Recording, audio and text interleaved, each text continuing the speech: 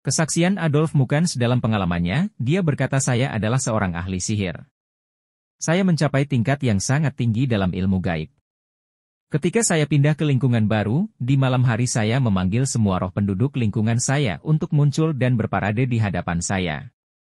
Ketika roh-roh manusia ini muncul di hadapan saya, mereka memiliki label dengan basis data dan identitas mereka dan tingkat kekuatan mereka.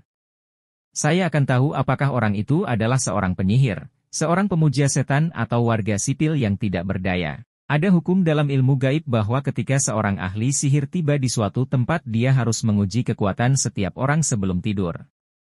Anda harus memahami bahwa sebagai orang Kristen, Anda diuji setiap hari oleh para penyihir di jalan atau tempat kerja atau gereja Anda. Bahkan ketika Anda tidur, Anda diuji tetapi Anda dilindungi oleh Yesus. Mereka juga mencoba menyerang Anda dan menyihir Anda. Saya memanggil roh semua orang untuk muncul di hadapan saya di lingkungan tersebut, tetapi saya perhatikan bahwa ada 3 roh dari 3 orang muda yang tidak menanggapi jika Anda berada di dalam Kristus. Roh Anda tidak akan pernah menjawab ketika Anda dipanggil oleh para pemuja setan dan okultis. Setelah penyelidikan, saya menemukan mereka adalah orang Kristen dan pendoa syafaat. Saya mampu membuat orang tidur bahkan di siang hari dengan kemauan saya. Ini biasanya dilakukan dengan sinar cahaya yang ditembakkan oleh mata saya. Penyihir dan okultis mengalami kesulitan menatap mata seorang pria pendoa karena orang Kristen dapat melepaskan sinar cahaya yang kuat dari mata mereka. Itulah sebabnya ketika seorang pria berdoa menatap mata seorang penyihir, penyihir itu akan menjadi tidak nyaman dan akan mencoba menghindari kontak mata itu. Sekarang saya harus berurusan dengan roh-roh yang tidak menanggapi pemanggilan dan sihir saya. Saya harus memeriksa kekuatan mereka dan intensitas api atau cahaya yang mereka pancarkan. Anda harus mencatat bahwa bagi orang Kristen selain sinar cahaya yang dipancarkan oleh mata mereka, mereka juga memiliki pilar api di atas kepala mereka. Semakin banyak api yang dimiliki seorang Kristen di pilarnya, semakin banyak sinar cahaya di matanya. Tetapi ada orang Kristen tertentu yang memiliki sedikit api di pilar mereka tetapi cahaya yang kuat di mata. Mata adalah salah satu organ utama yang digunakan pemuja setan untuk menyihir dan mendominasi orang. Setelah penyelidikan saya menemukan bahwa salah satu dari 3 orang Kristen muda ini tidak memiliki api di pilarnya di atas kepalanya meskipun ada cahaya di matanya. Saya memutuskan untuk menargetkannya karena itu selain pilar api di atas kepala mereka dan sinar cahaya di mata mereka. Orang Kristen juga memiliki otoritas secara otomatis, tetapi ini tidak cukup seperti yang dikatakan Alkitab untuk menyerahkan diri Anda kepada Tuhan. Takutlah akan Tuhan dan lawan iblis dan dia akan lari dari Anda. Yakobus 4:7. Anda dapat memiliki otoritas tetapi pemuja setan masih bisa berada di sekitar Anda. Meskipun Anda dilindungi oleh otoritas itu. Tetapi Anda perlu mencari kekuatan dengan menyerahkan diri Anda kepada Tuhan dalam doa dan Anda akan menghasilkan kekuatan untuk melawan iblis. Itulah yang mereka takuti dari seorang pendoa adalah orang yang berkuasa. Jadi saya memutuskan untuk menyerang orang Kristen ketiga ini karena dia tidak memiliki kekuatan. Saya berteman dengannya, berhati-hatilah dengan siapa Anda berteman seperti yang dikatakan Alkitab. Teman yang buruk merusak moral yang baik. 1 Korintus pukul 15:33. Pertama-tama saya melarangnya menghadiri gereja karena ketika seorang Kristen menghadiri gereja, bahkan jika pilar apinya padam, ia akan keluar dengan lebih banyak api di pilarnya yang ditransmisikan kepadanya oleh pertemuan orang-orang Kristen. Karena gereja seperti banyak api yang disatukan kemudian saya mengundangnya untuk bergabung dengan saya dalam bisnis saya yang terkasih. Apapun usulan yang datang kepada Anda dalam hidup, Anda harus berhubungan dengan Roh Kudus. Strategi pertama saya adalah menjauhkannya dari gereja. Strategi kedua adalah dengan menghentikan kehidupan doanya. Seorang Kristen sama besarnya dengan kehidupan doanya di alam roh, jadi saya membuatnya sangat sibuk untuk menghentikannya memiliki waktu untuk berdoa. Kemudian orang Kristen ini bergabung dengan saya dalam minum-minum di klub malam. Izinkan saya memberitahu Anda apa yang terjadi di klub malam dan bar pada malam hari. Pemuja setan pergi ke toilet dan buang air kecil dan ini diubah menjadi bir dan orang-orang meminumnya. Klub malam dan bar adalah tempat setan, orang Kristen tidak boleh pergi ke sana. Orang Kristen ini telah murtad. Tujuan saya adalah membuat saudara ini menyangkal Yesus Kristus dan orang Kristen menyangkal Yesus dengan perkataan dan tindakan setiap hari di alam roh. Tindakan dan gerakan tubuh itu penting. Anda mungkin tidak berbicara tetapi gerakan yang Anda buat merupakan doa di klub malam. Saya meminta musik rock karena itu menarik banyak setan. Kemudian saya bertanya kepada saudara ini. Antara sini dan gereja, di mana sukacita dan kehidupan? Dia menjawab di sini. Jawaban itu sendiri adalah doa di alam spiritual. Kemudian saya bertanya kepadanya. Apakah Anda mau meninggalkan gereja dan Yesus karena dia sudah tersihir dan di bawah pengaruh setan? Dia mengakui penolakannya terhadap Yesus. Anda tahu di kerajaan kegelapan jika Anda telah melayani Yesus dan Anda murtad dan bergabung dengan mereka, Anda tidak akan memiliki 24 jam untuk hidup karena mereka tahu Anda mungkin bertobat. Untuk menghindarinya Anda harus dibunuh malam itu juga. Setelah mengakui penyangkalannya terhadap Yesus, dia meninggal karena serangan jantung. Surga kedua. Sebagai seorang ahli sihir, saya menjalani dua kehidupan. Saya hidup di dua dunia atau dua alam. Alam fisik dan alam tak terlihat yang terletak di antara surga dan bumi yang disebut surga kedua. Rasul Paulus berkata kita tidak berperang melawan darah dan daging tetapi kekuatan di udara, tempat secara roh. Sebenarnya ketika orang Kristen berdoa, saya dapat melihat doa mereka naik seperti asap ke surga dan saya juga dapat melihat tanggapan Tuhan terhadap doa mereka dalam bentuk paket yang turun dari surga. Tetapi paket-paket ini turun perlahan-lahan, semakin orang Kristen bertekun dalam doa, semakin paket itu turun secara bertahap karena alam Lucifer terletak di langit kedua. Mereka dapat melihat doa naik seperti asap ke surga. Mereka juga dapat melihat respons Tuhan turun dari surga dalam bentuk paket. Mereka adalah kekuatan setan yang beroperasi di langit kedua. Beberapa dari mereka berfungsi seperti petugas kantor pos. Mereka dapat mengidentifikasi dari mana doa atau asap itu berasal dan mereka juga dapat memverifikasi kualitas atau kondisi doa yang naik ke surga. Kekuatan setan di udara ini memeriksa doa dan mereka juga mencoba untuk menentukan kemungkinan doa dihentikan atau diblokir tidak. Terutama jika orang percaya yang berdoa memiliki masalah hukum atau dosa yang tidak diakui atau tabu yang dilarang dari kitab suci. Setan-setan ini juga menanyakan dan menyelidiki respons Tuhan dan ketika mereka melihat sebuah paket datang dari surga dan turun ke bumi. Mereka akan menyelidiki untuk menentukan siapa penerima paket dan begitu mereka menetapkan identitas orang tersebut maka mereka akan membuat strategi untuk menargetkan dan membanjiri orang percaya dengan semua jenis serangan penindasan, penganiayaan karena mereka tahu bahwa berkat sedang dalam perjalanan. Setan-setan ini akan mati-matian mencoba menyerang orang percaya ini dengan gangguan kelemahan dan beban untuk menghentikannya dari melanjutkan doanya. Mereka akan mencoba untuk membawa keputusasaan untuk mencoba dan menghentikan orang percaya dari berdoa karena mereka tahu bahwa sebuah paket sedang dalam perjalanan. Setiap kali keputusan diambil di langit kerajaan Lucifer akan menjadi yang pertama tahu. Mereka tahu sebelumnya apa yang akan terjadi di bumi bahkan sebelum manusia. Mereka dapat melihat berkat Anda datang kepada Anda sebelum Anda tahu oleh karena itu mereka akan membuat hidup Anda lebih sulit. Itulah sebabnya ketika Anda memperhatikan bahwa semakin Anda berdoa, semakin sulit Anda harus memahami bahwa kemungkinan besar keputusan telah dibuat di surga dan bahwa berkat sedang dalam perjalanan Anda.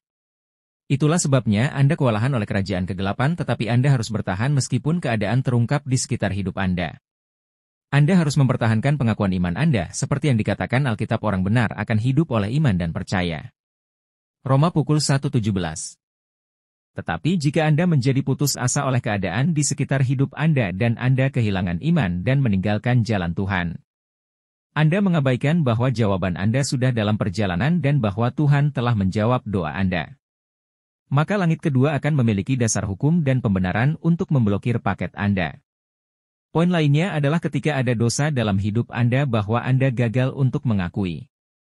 Doa Anda dapat dirusak oleh dosa-dosa ini yang seharusnya Anda akui. Sebenarnya doa Anda akan naik ke langit yang melekat pada dosa-dosa ini dan kekuatan kegelapan di udara dapat menghentikannya meskipun dosa ini Tuhan dalam belas kasih-Nya mungkin masih menjawab doa itu tetapi jika Anda gagal untuk mengakui dosa Anda maka kekuatan iblis dari udara langit kedua akan memiliki legalitas untuk mengalihkan lintasan paket Anda. Mereka dapat memegangnya dan Anda tidak akan pernah menerimanya. Pertemuan di bawah Samudra Pasifik. Suatu hari saya menghadiri konferensi internasional di bawah Samudra Pasifik. Anda mungkin bertanya-tanya bagaimana sebenarnya kami tidak pergi ke sana dengan pesawat atau kapal tetapi dengan konsentrasi dan perjalanan astral dan di sana saya bertemu dengan otoritas dan elit dunia fisik. Ini termasuk otoritas gerejawi. Setelah pertemuan itu selesai, saya mengambil waktu untuk berbicara dengan para elit. Mereka berkata kepada saya bahwa orang Kristen lebih tinggi dalam hierarki peradaban manusia. Dalam hal kekuasaan tetapi karena mereka tidak tahu siapa mereka, kita harus bekerja untuk mempertahankan status quo itu. Mereka berkata bahwa orang Kristen tidak mengenal guru mereka Yesus. Mereka tidak tahu siapa guru mereka dan bahwa kita harus menghentikan mereka dari mendapatkan pengetahuan dan kesadaran itu. Kita harus mencegah mereka mengetahui kekuatan dan kapasitas mereka, sehingga mereka dapat beroperasi pada tingkat yang lebih rendah. Dalam pertemuan bawah air ini, kita diperintahkan untuk tidak membiarkan orang percaya memenuhi komitmen Kristen mereka. Apakah itu doa atau membaca dan merenungkan Alkitab atau melayani Tuhan? Saya mampu melihat intensitas kehidupan doa seorang Kristen. Saya dapat menentukan apakah itu lebih tinggi atau lebih rendah dan saya bekerja untuk menghentikan mereka berdoa dan juga menghentikan mereka mendapatkan jawaban atau paket dari Tuhan. Setiap kali saya bertemu dengan seorang Kristen yang berdoa, saya harus bekerja untuk mencegahnya agar dia teralihkan. Saya memiliki kewajiban untuk menghentikan orang Kristen berdoa. Itu adalah prioritas, karena hampir tidak mungkin untuk menyerang seorang Kristen yang berdoa, karena dia ditutupi oleh kemuliaan Tuhan. Perang di alam tak terlihat atau peperangan rohani. Orang Kristen mengabaikan kekuatan dan identitas mereka. Mereka memiliki kekuatan di mulut dan kata-kata mereka sebenarnya memiliki kekuatan kreatif. Suatu hari, ketika saya beroperasi di lapisan tak kasat mata planet ini, saya melihat seorang ibu di lingkungan kami berdoa, dia melakukan doa peperangan rohani dan menyerang kerajaan paralel.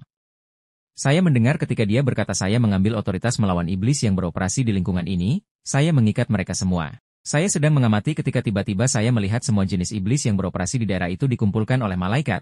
Iblis-iblis ini dikumpulkan dilucuti kekuatannya dan dibuat tidak berdaya dan mereka diikat dalam rantai oleh malaikat Tuhan karena doa peperangan rohani wanita ini. Saya biasa menyebut iblis-iblis ini malaikat kegelapan ketika saya berada di okultisme, tetapi mereka sebenarnya adalah roh-roh jahat. Mereka dilumpuhkan oleh malaikat cahaya sebagai akibat dari doa otoritas wanita ini. Izinkan saya mengingatkan Anda orang Kristen, bahwa Anda memiliki kekuatan dalam kata-kata Anda dan kata-kata Anda dapat membalikan dunia roh. Anda dapat melepaskan dan memulai perang di alam tak kasat mata kapan saja melalui doa dan perkataan Anda yang diucapkan. Iblis tahu bahwa dia tidak punya waktu. Oleh karena itu, dia tidak beristirahat, dia bekerja tanpa henti untuk menyerang anak-anak Tuhan. Hanya kehidupan kekudusan yang akan menahan dan membuat serangannya menjadi tak berdaya. Dokter okultisme. Saya bertemu dengan iblis yang berkata kepada saya, Lucifer punya rencana untukmu, tetapi kamu akan memulai sebagai asisten dokter yang merupakan okultis dan yang melakukan sihir di sirkus. Kamu akan belajar darinya sampai pemberitahuan lebih lanjut. Salah satu pertunjukan dokter ini di sirkus adalah mengubah kertas menjadi uang. Dia akan mengambil selembar kertas dan mengunyahnya, dan ketika selesai dia akan mengeluarkan uang dari mulutnya tetapi dalam satu kejadian di sirkus. Secara tidak sengaja, dia menelan selembar kertas kemudian perutnya mulai mengembang. Dia dengan cepat menghipnotis orang-orang yang tidak dapat melihat apa yang terjadi padanya dan perutnya. Setelah tontonan berakhir kami kembali ke planet kedua dan ketika kami tiba di kerajaan, ada kekacauan, orang-orang berlarian ke sana kemari. Ketika mereka melihat kami datang, mereka berteriak pembuat onar telah tiba. Dokter ditangkap dan vonis dari insiden di sirkus itu adalah kematian. Saya disuruh menggantikannya tetapi iblis itu gagal memberitahu saya kebenaran tentang apa yang terjadi.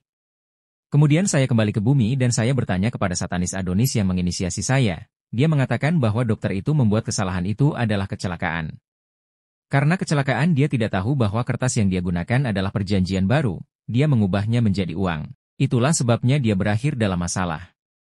Kemudian saya bertanya, apa yang tertulis di kertas itu? Satanis menolak untuk membicarakannya terlebih dahulu. Kemudian dia mengatakan itu berbicara tentang Yesus menyelamatkan dunia. Yang terkasih, saya menghabiskan 20 tahun dalam satanisme. Saya mencari kekuatan. Saya sedang mencari kekuatan super dalam ilmu gaib tetapi saya bertemu dengan nama Yesus, kekuatan super yang sebenarnya. Saya melihat dunia gelap dalam kekacauan hanya karena nama Yesus tertulis di kertas perjanjian baru itu. Orang Kristen yang setiap hari membaca Alkitab dan memanggil Yesus memenuhi diri mereka dengan kekuatan sedemikian rupa, sehingga mereka menyebabkan kekacauan di kerajaan kegelapan. Nelayan Kristen. Suatu hari seorang anak laki-laki seharusnya mengorbankan ayahnya di kerajaan setan. Ayahnya adalah seorang nelayan. Saya seharusnya melakukan eksekusi. Saya pergi ke sungai, saya melihat lelaki itu di perahunya sedang memancing. Anak laki-laki itu sudah menentukan waktu dan cara kematian ayahnya yang sedang tenggelam. Saya datang dan menyebarkan atau mendirikan medan sihir. Begitu medan ini disebarkan, korban akan berpikir bahwa dia baik-baik saja dan semuanya normal tetapi kenyataannya dia sudah tertidur terhipnotis dan dinetralkan. Pada kenyataannya, Anda berhenti berfungsi atau beroperasi tetapi Anda berada di bawah kesan bahwa semuanya berjalan normal meskipun Anda sudah terhipnotis dan dinetralkan untuk menyebabkan kecelakaan pesawat atau kecelakaan mobil. Kami menggunakan bidang ini. Orang-orang di bus atau mobil atau pesawat akan berada di bawah kesan bahwa bus atau pesawat masih bergerak. Tetapi kenyataannya sudah berhenti, mereka tidak akan melihatnya atau mengalaminya seperti mesin waktu yang berhenti tetapi sejauh menyangkut korban bus atau pesawat masih bergerak, mereka sudah dihipnotis. Jadi saya menyebarkan medan sihir di sekitar perahu nelayan itu. Pria itu mengira dia masih memancing meskipun dia sudah dalam hipnotis, dinetralkan dan tertidur. Saya membalikan perahu, nelayan itu terjun ke sungai dan di bawah air, ada setan di posisi dan menunggu untuk menangkapnya. Kemudian pria itu ditangkap oleh setan di bawah air. Tetapi sesuatu yang tidak terduga terjadi saat setan meletakkan tangan mereka pada pria itu. Dia meneriakkan nama Yesus. Saya melihat pria itu terlempar keluar dari sungai ke tepi sungai. Saya terkejut, kaget dan bingung di kerajaan Lucifer. Jika Anda gagal dalam tugas Anda, itu adalah kematian atau kegilaan. Tetapi kasih karunia Tuhan ada pada saya kembali ke kerajaan neraka untuk melaporkan apa yang baru saja terjadi. Ketika saya sampai di sana, sesuatu yang membuka mata terjadi. Saya berkata kepada Lucifer, bahwa pria itu sudah terjun ke dalam air, dia berada di tangan para malaikat kegelapan kita. Kemudian dia meneriakkan nama Yesus. Yang terkasih, ketika saya mengucapkan nama Yesus, Lucifer terlempar dari singgasananya ke tanah. Hari itu, saya melihat betapa lemahnya Lucifer di hadapan nama Yesus. Dia seperti seseorang yang dilucuti kekuatannya. Dia benar-benar lemah. Ini adalah makhluk yang mengguncang tanah ketika dia berbicara, tetapi dia tidak dapat menanggung nama Yesus. Iblis tidak dapat berada di sekitar nama Yesus. Saya selalu merasa gembira saat nama Yesus disebutkan. Jika saja orang Kristen tahu kekuatan dalam nama itu. Sebenarnya Yesus berperang untuk kita dalam perang tak kasat mata. Ketika kita bahkan tidak menyadarinya setelah kejadian di planet kedua itu. Saya diberitahu untuk tidak menyebutkan nama Yesus di kerajaan infernal dan tidak di depan Lucifer lagi. Sekarang saya harus menyelidiki, mengapa saya gagal. Saya harus menetapkan siapa nelayan itu. Apa kekuatan di belakangnya? Dalam ordo mistik mana dia berasal, sehingga saya dapat menyerangnya lagi. Yang terkasih, ketika Anda memenangkan pertempuran melawan kerajaan kegelapan, jangan berpikir itu sudah berakhir dan Anda dapat beristirahat. Pemuja setan tidak menyerah ketika mereka gagal. Untuk pertama kalinya mereka akan berkumpul kembali dan datang untuk kedua kalinya untuk serangan balik. Karena iblis selalu mencari strategi baru dan metode baru untuk mengakali orang Kristen. Ketika Anda menjadi sasaran iblis, dia tidak akan menyerah sampai dia menang. Jika semua strategi spiritual gagal, dia akan berakhir membuat konfrontasi fisik. Dia bahkan dapat menggunakan pendeta Anda untuk melawan Anda dan menjatuhkan Anda. Saya masih bingung tentang apa yang terjadi di planet kedua. Hanya mengutip nama Yesus menyebabkan Lucifer terlempar ke tanah. Dia berkata, anakku, jangan mengutip nama itu di depan saya lagi. Filipi pukul 2:10 supaya dalam nama Yesus bertekuk lutut segala yang ada di langit dan yang ada di atas bumi dan yang ada di bawah bumi. 11 Dan segala lidah mengaku, Yesus Kristus adalah Tuhan, bagi kemuliaan Allah, Bapa. Setelah penyelidikan saya menetapkan bahwa nelayan itu adalah penatua di gereja, seorang Kristen yang lahir baru, seorang pejuang doa Kristen. Suatu hari saya ditugaskan untuk menyelidiki mengapa jalur komunikasi antara planet kedua atau kerajaan Lucifer dan sebuah daerah di provinsi saya tidak bagus. Setiap kali hamba Lucifer berkomunikasi, ada gangguan. Jadi saya pergi untuk menyelidiki atas perintah Lucifer. Awalnya kami pikir, kami sedang berhadapan dengan masalah infrastruktur. Ketika saya tiba di daerah itu, saya pergi menemui perwakilan utama Lucifer. Saya melihat bahwa dia memiliki ikatan di lehernya yang menghentikannya berbicara dengan benar. Kemudian saya pergi ke dunia penyihir. Sebagai bagian dari penyelidikan saya melihat bahwa semua penyihir dari daerah itu memiliki ikatan yang sama di leher yang selalu ada pada mereka. Kemudian saya mengumpulkan roh-roh pengembara dari daerah itu dalam sebuah pertemuan. Saya bertanya kepada mereka tentang situasi ini. Kemudian mereka mengatakan kepada saya bahwa ada seorang Kristen yang lahir baru yang seorang pemimpin doa di gereja komunitas Pantekosta ke-30. Suatu hari dia memimpin doa dan dia memberikan pokok doa dan berkata karena penyihir menyerang kita di malam hari dan mencekik kita. Oleh karena itu, mulai hari ini kita perintahkan ikatan untuk berada di leher mereka dan mencekik mereka. Mereka akan berjuang untuk berbicara bahkan mulai hari itu, dan seterusnya semua pelayan kita di sini di negara ini mengalami kesulitan berbicara. Mereka semua dicekik oleh ikatan di leher mereka. Alkitab mengatakan bahwa Tuhan berada di balik perkataan dan doa hamba-hambanya, nabinya untuk menggenapinya. Dengarkan, cara Anda berdoa tergantung pada iman Anda. Itu akan terjadi sesuai dengan iman itu Yesaya 44:26 yang meneguhkan perkataan hambanya dan melakukan nasihat para utusannya. Sekarang pemimpin doa ini adalah saudara dari perwakilan utama Lucifer di daerah ini. Karena tidak ada solusi untuk masalah ini, saya pergi menemui keluarga mereka dan mengumpulkan mereka. Saya berkata kepada mereka, anggota keluarga saya menderita di lehernya. Dia tidak dapat berbicara dengan benar. Karena seseorang dalam keluarga mengucapkan kata-kata buruk. Dia mungkin seorang penyihir. Saya menyebutkan nama pemimpin doa yang hadir dalam pertemuan keluarga. Saya menuduhnya sebagai seorang penyihir. Dia menyangkalnya setelah dia menyangkalnya saya berkata kepada pria itu. Anda mengatakan kata-kata negatif yang mempengaruhi orang. Kemudian doa pemimpin yang rendah hati itu berkata jika saya mengucapkan kata-kata negatif yang berdampak pada orang lain, saya akan menariknya kembali. Saat pemimpin doa itu mengucapkan kata-kata kutukannya terhadap pelayan kami, saya menarik kembali kata-katanya.